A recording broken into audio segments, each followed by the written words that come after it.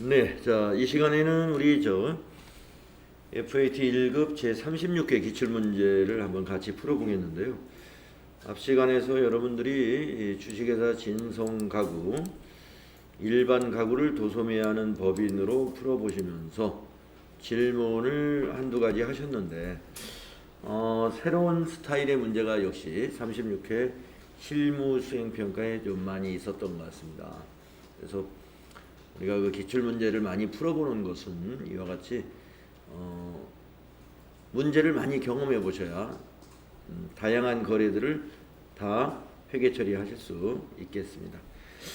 그리고 이제 전체적인 추세는 AT 자격 시험이 해가 거듭될수록 조금씩 난이도를 높여 나가는 것 같습니다. 예, 그런 추세에 있는 것 같고요.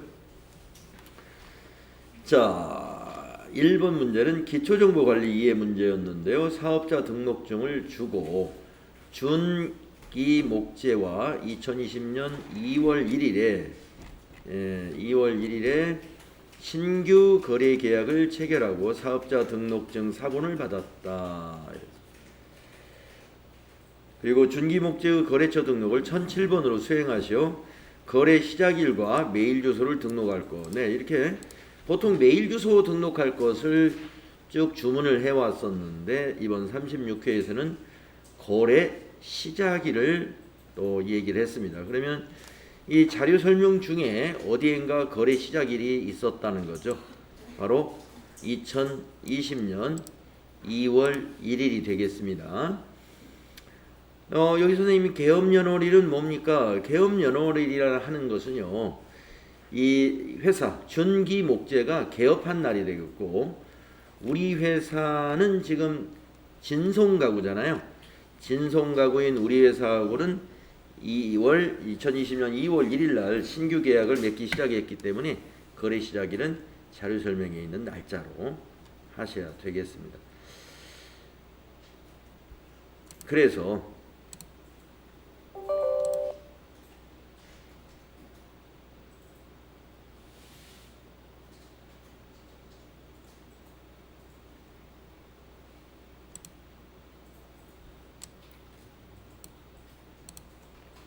여러분들은 이 문제는 쉽게 하셨을 거예요. 거래처 등록에 가가지고 코드를 1007번으로 밑에다 입력하는 거죠. 1007번. 그리고 주식회사 준기 목재.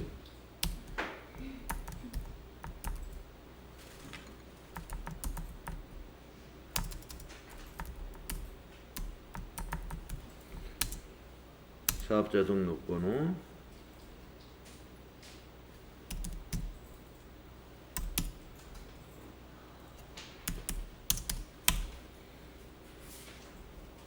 일조등기 전체 사용해 주시고요. 거래 시작일이 여기 16번에 있는 내용입니다.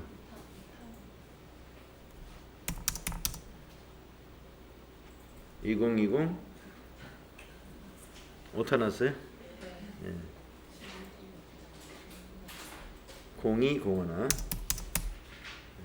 요거 넣어주시고 준기 목재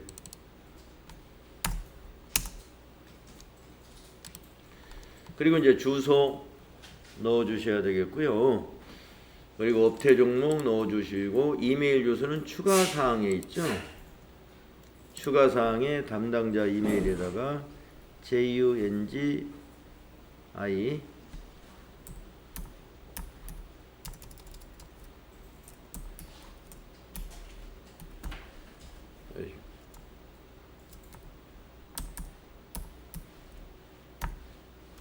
그리고 뒤에 주소는 네이버도 여기서 찾아주시면 되겠습니다. 네, 이렇게 해서 여러분 등록을 하시면 됩니다.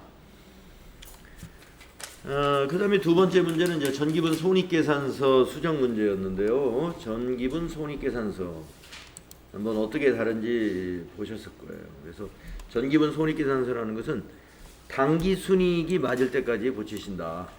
그래서 매출액이 혹시 틀린지 모르니까 한번 매출액부터 보시는 거죠. 그리고 매출원가 보니까 맞았습니다. 네, 매출원가가 틀렸을 때 주로 기말상품 재고액을 틀리게 해놓죠. 그럴 때는 전기분 재무상태표에 상품을 고치셔야 된다. 자, 그럼 판관비를 보겠습니다. 판매관리비가 지금 55290인데 우리 시험지에는 55710이에요. 50만 원 정도인가요? 네, 그러면 한번 급여부터 보겠습니다. 여비교통 뭐가 틀렸던가요? 통신비 60만 원 틀렸네요. 새로 입력하는 게 좋아요. 5600 플러스 커져 집어넣어 가지고 하는 게 더 아마 힘들 겁니다. 그러면 이제 판매관리비 55890 아직도 틀렸어요. 뭐가 또 차이가 나죠? 수선비에서 5자하고 7자가 바뀌었군요. 네, 이것도 그냥 새로 입력하는 게 좋아요. 3570 플러스. 그리고 이제 판관비 한번 보는 겁니다. 55710 오케이. 그리고 한번 단기순이익 볼까요? 63190. 아직 차이가 있어요. 자, 맨 밑에 뭔가 빠진 것 같습니다. 법인세 200만 원이. 법인세 가끔 많이 빼먹어요. 그리고 이제 63190 오케이. 그래서 지금까지 기출문제를 보면은 전기분 손익계산서 고치라 그러면 매출원가 쪽을 많이 그 상품 틀리게 해놓는 거하고 법인세 누락시키는 거 이런 것은 거의 단골 같았는데 이번에는 법인세는 누락시켰는데 매출원가는 맞춰놨군요. 여기서 두 가지를 고쳤으면 되겠습니다. 그래서 단기순이익이 맞으면 바로 닫으셔 주시면 되겠습니다. 자, 그 다음에 이제 세 번째 문제는 어떤 거냐면 개정과목 추가 및 적용 등록 문제가 나왔군요. 진손가구는 수출용 상품을 일반 상품과 구분하여 재고 관리하기 위해 재고자산 코드 범위의 개정과목을 개정과목과 적용을 등록하려고 한다. 167번 저장품 계정을 수출상품 계정으로 정정하시오. 그리고 적용을 추가하시오. 현금 적용, 대체 적용 하나씩. 자, 167번을 찾으면 되겠습니다. 개정과목 적용 등록에 클릭을 한 다음에 167 하면 바로 찾아지죠. 저장품이 무슨 색깔인가 보니까 검은색이에요. 그러면 딱 눌러서 입력하시면 됩니다. 수출상품. 만약에 빨간색일 때는 컨트롤 F1 하고 나서 입력하시는 거죠. 그러면 이제 현금 적용 1번에다가 그거 타자하시면 되죠. 여러분이 현금 적용 1번에 이거 이렇게 입력하셨을 것이고 또 대체 적용 1번에는 요거 입력하셨겠죠. 그리고 엔터 친 다음에 닫아주시면 되겠습니다. 기초정보 관리 문제는 좀 쉽게 낸 편이네요. 초기 2월에 받으러음이나 지급어음 이런 거 내면은 조금 시간이 걸리는데 시간은 좀 전략이 됐습니다. 자, 이제 거래자료 입력 문제 20점짜리 한번 들어가 볼까요? 첫 번째 문제 3만원 초과거래 문제가 나왔군요. 그러면 이 평가 문제가 뭐 하나 더 나오죠. 영수증 수치명세서 거래자료도 입력하라 했고 해진마트에서 직원 야유에 필요한 간식과 음료를 구입하고 복리후생비네요. 현금 지급했습니다. 출금 전표하면 간단하겠네요. 회사는 이 거래가 적격증명 미수치 가산세 대상인지를 검토하려고 한다. 네, 이해가 되셨죠? 날짜는 작성일자 7월 19일 일반 전표에 입력해야 됩니다.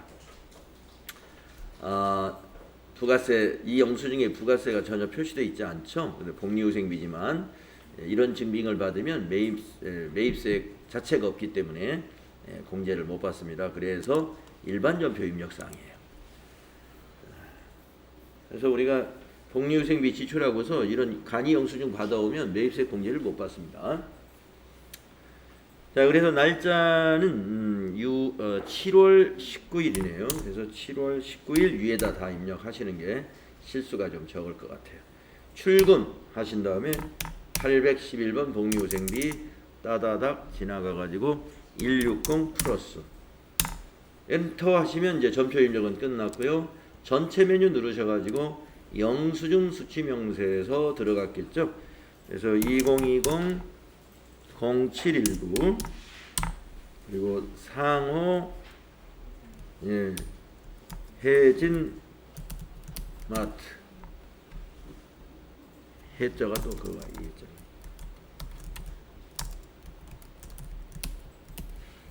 네, 상호는 김혜진. 사업장도 이제 주소니까 인천 남동 정강로 1. 어우, 천. 네. 네, 사업자 등록번호 21114 그 다음에 24517 24517 네, 거래 금액이 16만원이죠. 자, 9분에서는요 FAT 1급은 여기 가산세가 면제되는 이 구분 항목은 거의 FAT 1급에는 안 나옵니다. 뭐 그렇지만 한번 생각은 해보세요. 이 내용이 지금 해진마트에서 이런 거 그 음료 산 거기 때문에 여기에 이제 중요한 것들이 TAT 2급에서는요 송금 명세서 제출분이다 이런 것이 가끔 나오고요. 그 다음에 보험 증권 무슨 보험에 가입하고 보험 증권을 증빙으로 보여주는 경우 이런 경우가 시험에서 나오는 편입니다. 자, 우리는 여기 해당 사항 없습니다. 지나가시고 개정 과목이 811번 복리후생비였고요. 저교에는 그 품명 음료 간식 음료 구입 이런 식으로 적어주시면 됩니다. 그 다음에 영수증 수치 명세서 1번 탭을 누르셔가지고 이쪽에 넘어왔는지를 확인해 주시고 만약에 넘어오지 않았으면 불러오기 눌러서 넘겨 놓으셔야 돼요. 그리고 다른 작업을 진행하기 전에 이 창을 닫으면서 저장하시겠습니까 해서 예 해주셔라 이겁니다. 그래야 채점에 반영이 되겠죠. 저장해 두셔야 된다. 자, 그래서 영수증 수치명세서를 추가 작성하기 때문에 한 3점인데 4점으로 줬네요. 4점짜리 했습니다. 다음에 두 번째 통장사본에 의한 거래 입력 견적서가 하나 보이고요. 380만 5천원짜리 385만원짜리 그리고 35만원이 입금이 됐네요. 자료인은 수연 아울렛의 상품을 판매하기로 하고 발급한 견적서이다. 자료인은 공급가액의 10%를 하나은행 보통예금 계좌로 입금받은 내역이다. 거래자료 입력하시오. 그러면 이 자료 2만 하면 되는 거죠? 네. 견적서 보낸 것은 회계상 거래가 아니죠.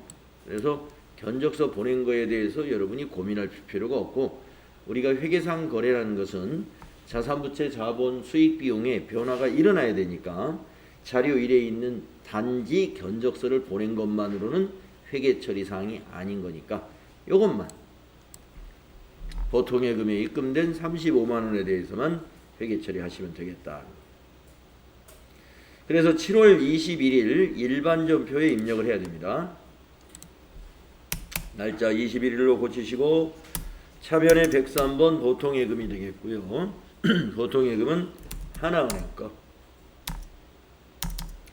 거래처 코드 꼭 하나은행으로 해 주셔야 됩니다. 그 다음에 350 플러스.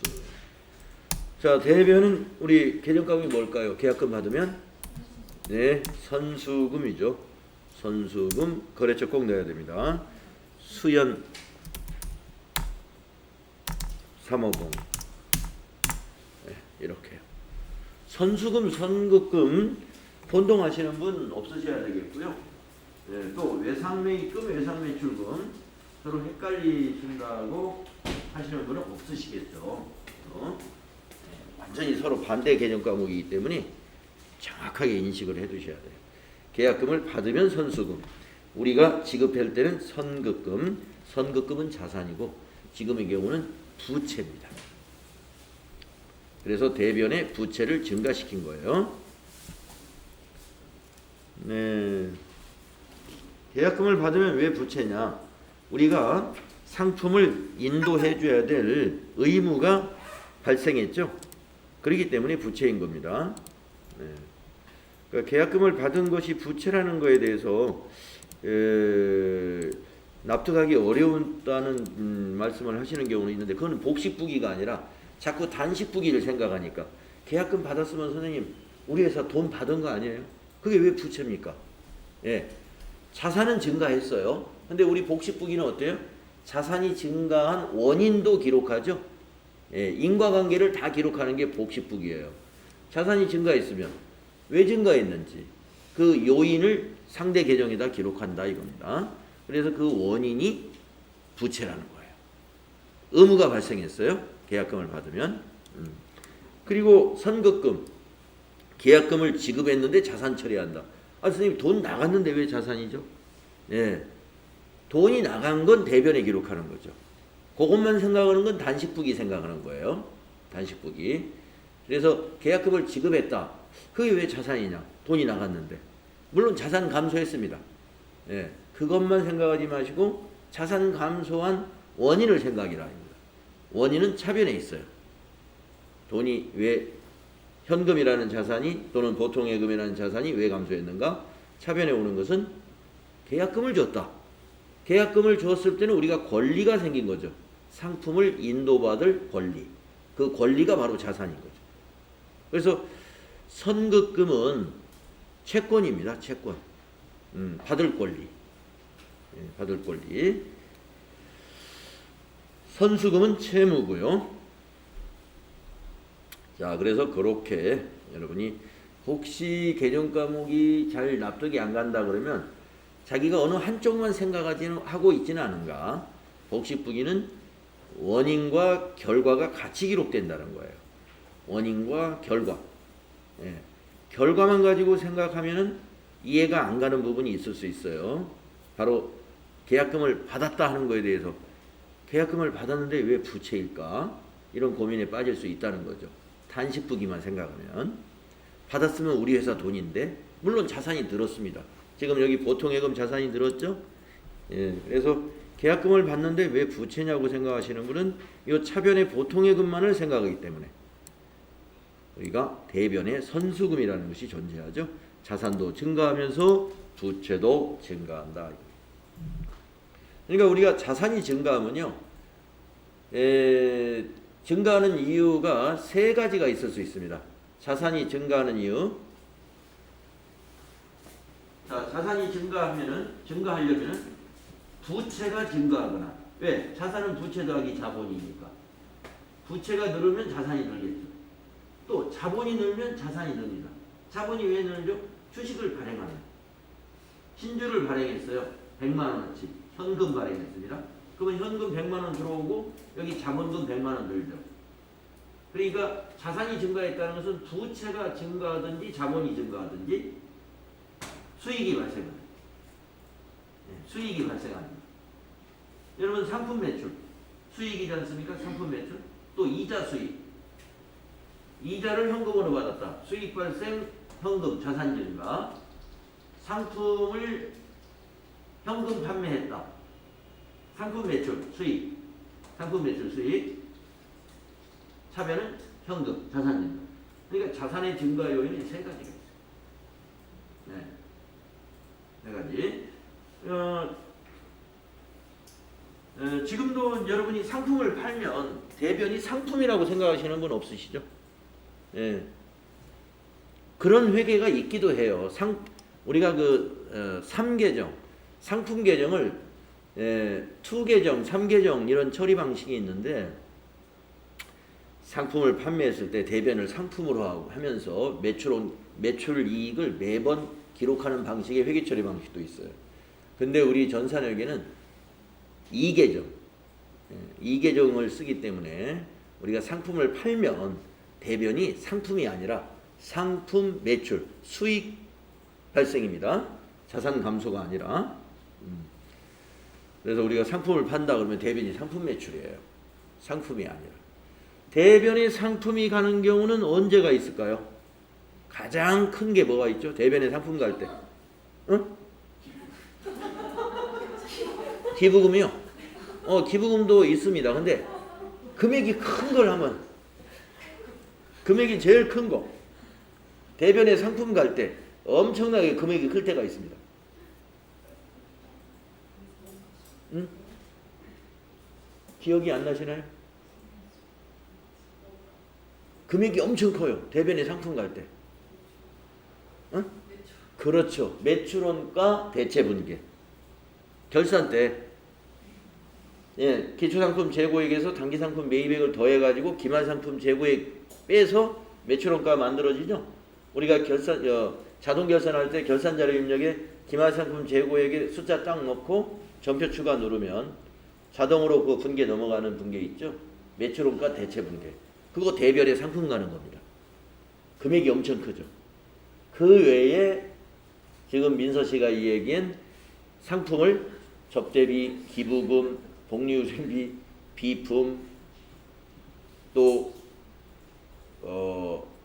상품이 이제 비정상적인 감모가 있을 때 재고자산 감모 손실, 이런 것이 대변에 상품이 가면서 적요를 타계정 대체로 써야 되는 경우예요. 그때는 지금 후자에 얘기한 뭐 기부금으로 대체한다든가 상품을, 그러니까 대변의 상품이면서 차변이 기부금, 접대비, 복리후생비, 비품, 또 비정상적인 감모손실, 재고자산 감모손실, 이런 것 등이 올 때는 대변의 상품의 적요를, 대변의 상품의 요 적요 번호를 꼭 몇 번으로 해야 된다? 8번. 예, 맞습니다. 8번. 예, 아주 똘똘해요. 8번으로 해야 됩니다. 8번. 타계정으로 대체. 그러니까 예, 10,000원이다 그러면 이렇게 타계정 대체. 그리고 뭐 차변에 만약에 접대비였다 그러면 이 접대비는 이 적요 걸 필요 없어요. 네.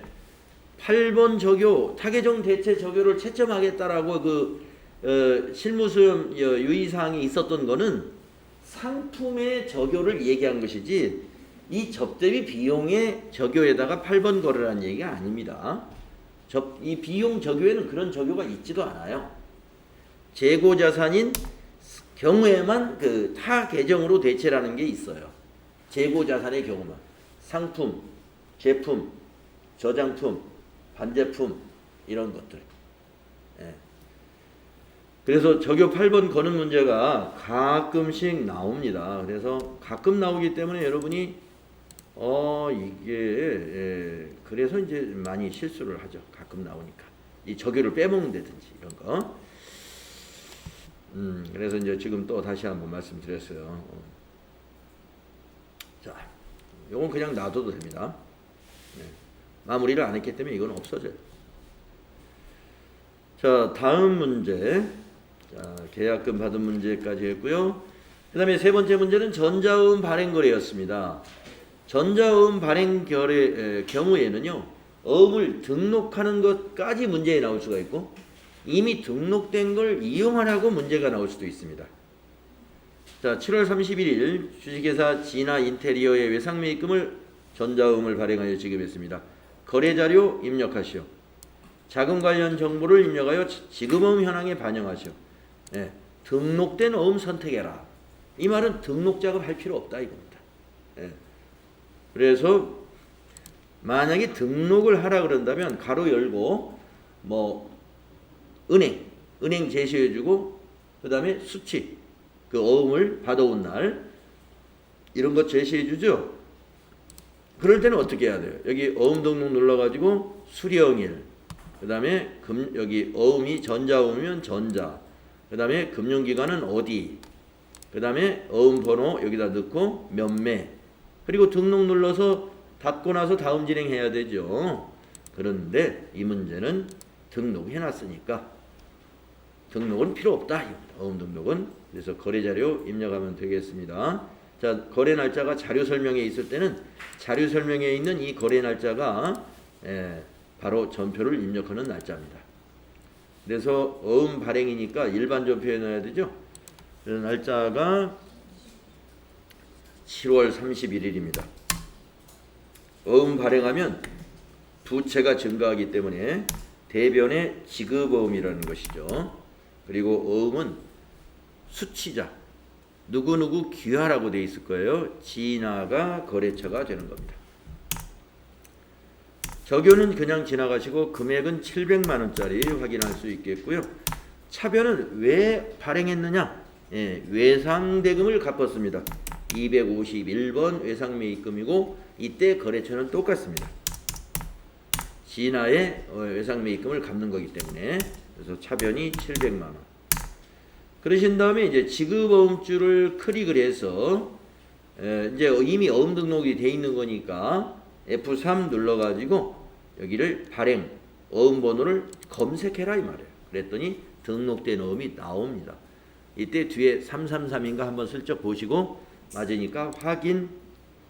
그리고 추가사항이 있어요. 엔터 치면 발행일로 넘어가는데 발행일이 전표 입력 날짜하고 같으니까 엔터 치시고 만기일은 고쳐야 됩니다. 9월 30일로. 그리고 나머지는 어음 등록사항에서 다 있던 내용이에요. 엔터 치면 적요가 바뀌게 되죠.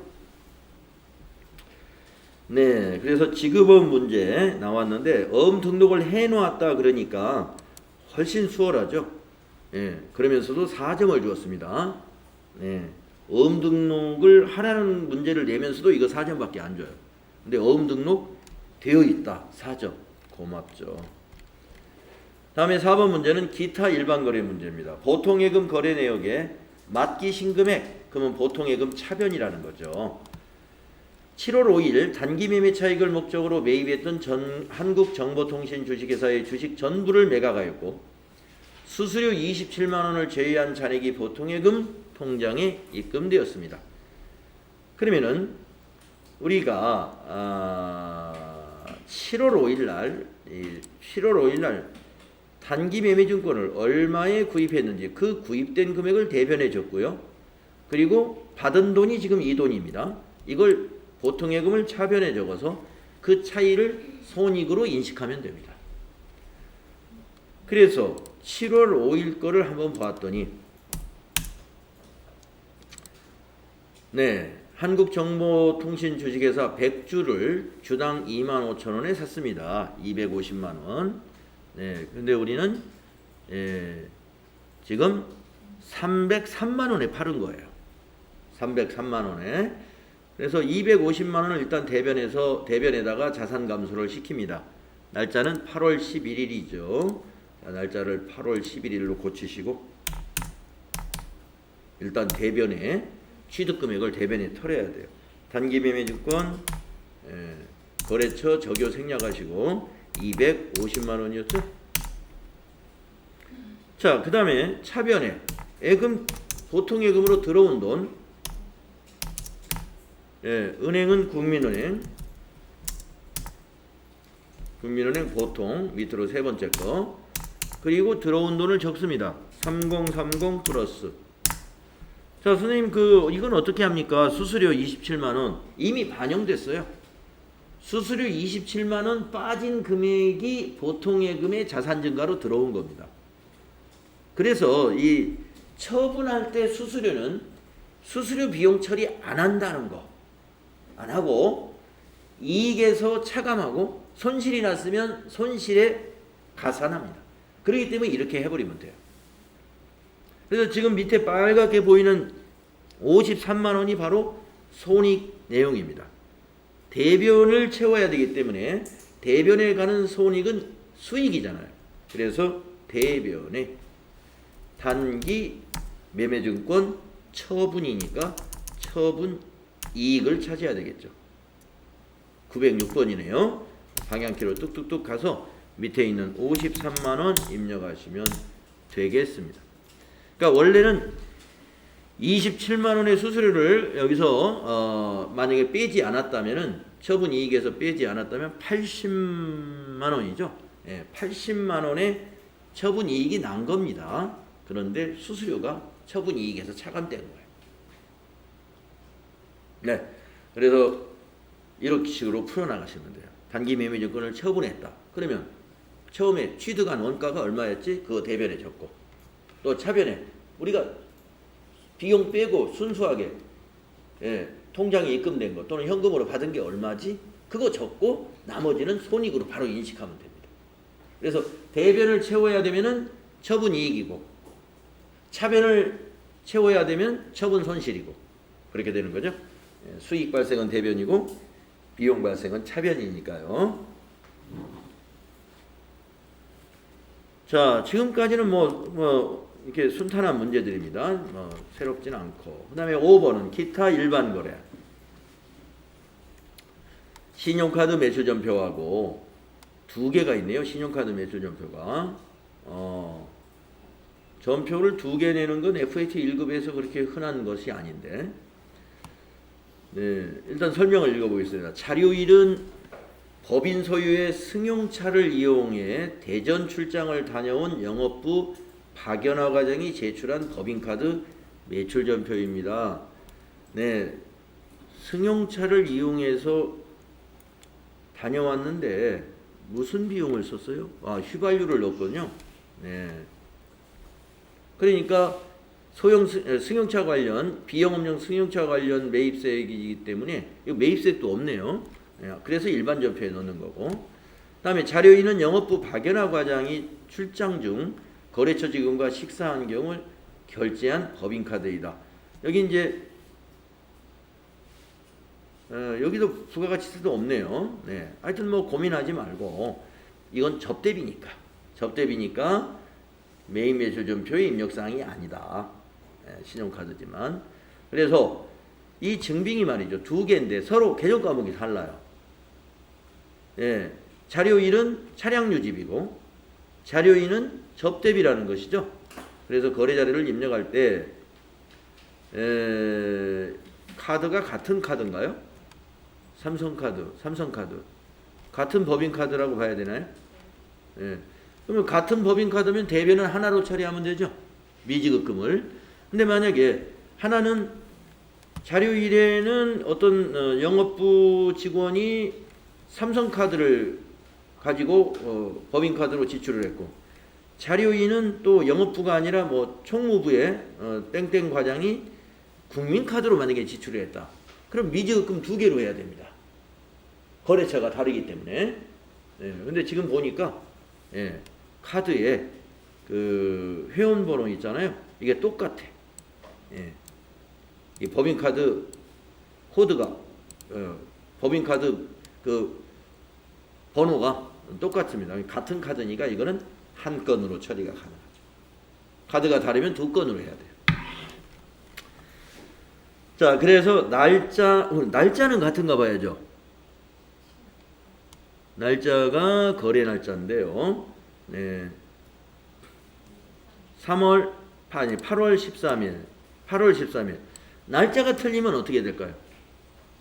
따로 해야 됩니다. 날짜가 다를 경우도 전표를 구분해야 되고, 카드가 서로 달라도 전표가 두 개로 나와야 돼요. 그래서 요거는 같은 날짜네요. 그러면 한 건으로 하겠습니다. 8월 13일. 자, 차변이 두 개로 나누어지죠. 차변이 하나는 차량 유지비.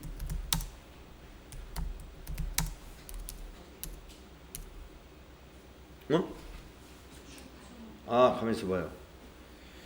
법인 소유의 승용차를 이용해서 대전 출장을 다녀온 영업부.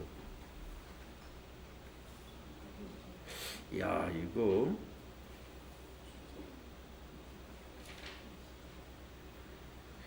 여비교통비로 봐야 돼요? 차량 유지비로 봐야 돼요? 차량 유지비로 봐야 될 것 같은데요? 답지에는요? 예. 하여튼 논란은 좀 있겠네요. 그런데 우리가 이제 보통 여비교통비라는 것은 자차를 가지고 가지 않고 KTX를 타고 간다든지 고속버스를 타고 간다든지 그때 교통비고, 회사 차를 끌고 다니면은 차량 유지비, 그 차를 우리가 회사차 업무용으로 쓸 때 다 어디 출장 가고 이럴 때 쓰는 거 아니에요? 그러면 차량 유지비 처리할 게 하나도 없죠. 예. 어디 갈 때 기름 넣고 뭐 이런 거, 이거 다 업무차 가는 건데 다 여비교통비가 된다는 얘기죠. 예. 아무튼 조금 논란은 있을 수 있는데 제 생각에는 그래도 차량 유지비가 더 적합할 것 같아요. 예. 근데 여비교통비면 어떠냐? 그걸 뭐 여비교통비 아니라고 또 우길 수는 없어요.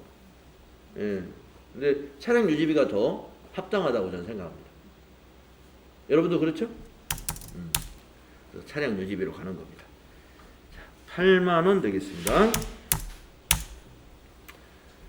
그리고 또 차변에 하나는 접대비죠. 접대비 85,000원. 그리고 이제 대변은 미지급금, 거래처는 삼성카드로 거래처 꼭 코드로 넣어주셔야 되고, 대변에는 밑에 합계가 나옵니다. 165,000원. 이렇게 해주시면 돼요. 네. 자, 그 다음에 이제 536페이지로 한번 가볼까요? 그래서 지금 방금 이 문제, 5번 문제는 그동안 FAT 1급 기출문제를 쭉 보면서 좀 특별했습니다. 예, 한 문제에서 증빙을 2개 주는 경우, 똑같은 카드 매출 전표를, 이런 경우가 없었던 걸로 기억해요. 이 회차 이전에는. 우리가 이제 TAT 2급이나 TAT 1급에 가면 한 문제에 증빙을 이것저것 많이 넣어요. 그런데 FAT 1급은 이렇게 나오진 않았었어요.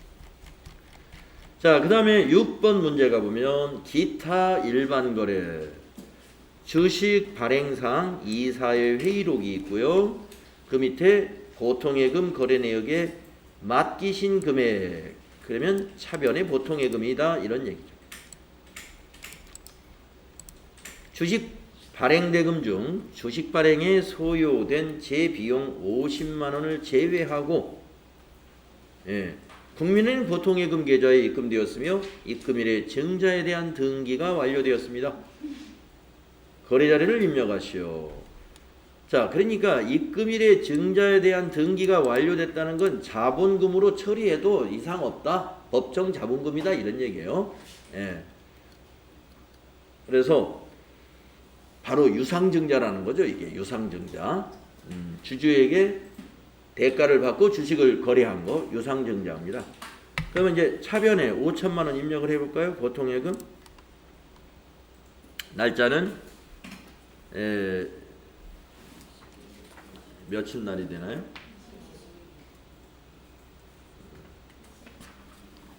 네, 25일입니다. 8월 25일.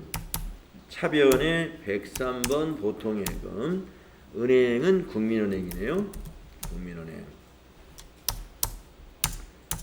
금액은 5천만 원이 들어왔죠.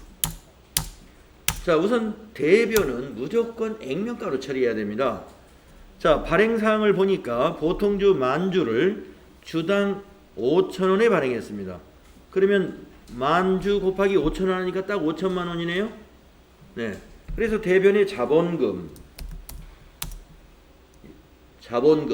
주식 발행하면 무조건 대변의 자본금은 액면가로 입력해야 돼요. 거래처 적요 생략하시고 5천만 원 끝나버렸습니다. 네, 이렇게 하면 돼요. 그러면 여기서 이제 무슨 고민이 있냐면은 선생님 그 50만 원 이거 어떻게 하죠? 여러분 그 주식 발행 비용이라든가 사채를 발행할 때 부채, 비유동 부채의 사채 있죠? 사채 발행 비용, 이런 비용은 말이죠, 별도 비용 처리하지 않습니다. 그래서 주식 같으면은 할증 발행을 했다 그러면 주식 발행 초과금에서 뺍니다. 그 비용을. 또 할인 발행했다 그러면 주식 할인 발행 차금 계정에서 더해줍니다. 거기다가. 네, 더해줘요. 우리 아까 그 단기 매매증권 처분할 때 수수료 처리하는 그 요령과 똑같아요. 처분 이익이 발생했으면 이익에서 빼주고 처분 손실이 발생했으면 손실에 가산한다고 그랬죠. 주식 발행할 때도 초과 발행했으면 주식 발행 초과금이라는 자본 잉여금이 발생하는데 그 초과금에서 빼줘야 되고, 할인 발행했으면 주식 할인 발행 차금이라고 하는 자본 조정 개정 과목이 생기는데 거기에는 더해줘야 된다. 사채의 경우도 마찬가지입니다. 예. 우리 FAT 1급에서 사채 발행에 관한 문제는 나올 수 있어요. 사채를 할증 발행한다. 그러면 사채 할증 발행 차금이라는 개정 과목이 생기죠. 근데 사채를 발행할 때도 비용이 발생해요. 그 비용은 그 사채 할증 발행 차금에서 빼줘요. 할인 발행을 했다. 그러면 사채 할인 발행 차금이라는 개정이 생깁니다. 거기에는 더해줍니다. 예, 그 발행 비용들이. 그래서 이와 같이 주식 발행이라든가 사채 발행할 때 비용이 나오는 것은 별도 비용 처리 안 하고 거기에서 발생한 그 초과분이라든가 또는 감소분에서 가감 처리해야 돼요. 그래서 지금 보면은요, 그 주식 발행 사항을 보니까 어제 이게 질문을 하셨던 내용인데 한 주당 5,050원에 발행을 했거든요. 5,000원짜리를. 그러면 한 주당 50원만큼 할증 발행한 거예요. 몇 주를? 만 주를. 그러면 이 금액을 내보면요, 이게 딱 50만 원이에요. 그래서 만약에 이 발행 비용이 없었다면 50만 원이 뭘로 기록되냐면은 여기 저 차변의 보통 예금은 5,050만 원이 들어오겠죠. 예, 5,050만 원. 그렇죠? 더 들어올 거고, 그 대변의 금은 50만 원을 뭘로 기록할까요? 그렇죠. 주식 발행 초과금이라는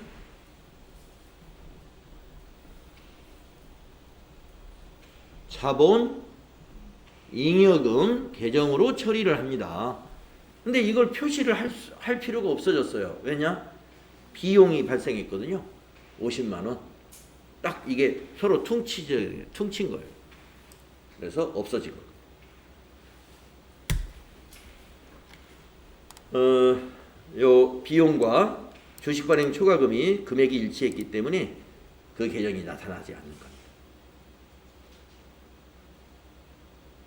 네. 그래서 이 FAT 1급에서는 이 자본과 관련된 전표 입력 문제가 과거에는 없었는데 지금 작년도 문제 보면은 아마 문제 풀면 이거 36회 말고 또 나올 거예요. 이 자본 거래, 뭐 유상증자 이런 문제. 그래서 이런 거 어렵지 않습니다. 여러분이 자주 안 해봐서 그렇지 어려운 문제는 아니에요. 자, 이렇게 해서 일반 전표 문제 우리가 다 풀어봤는데 지금 마지막 문제인 여기 그 유상증자 문제하고 그 다음에 한 건에서 전표가 두 개 나란히 서로 개정 과목이 달라지는 이런 유형의 문제는 좀 드문 문제였네요. 자, 그 다음에 이제 부가가치세 문제는 어땠나 보겠습니다. 쉬었다 하는 게 좋겠는데요. 10분간 쉬었다 하겠습니다.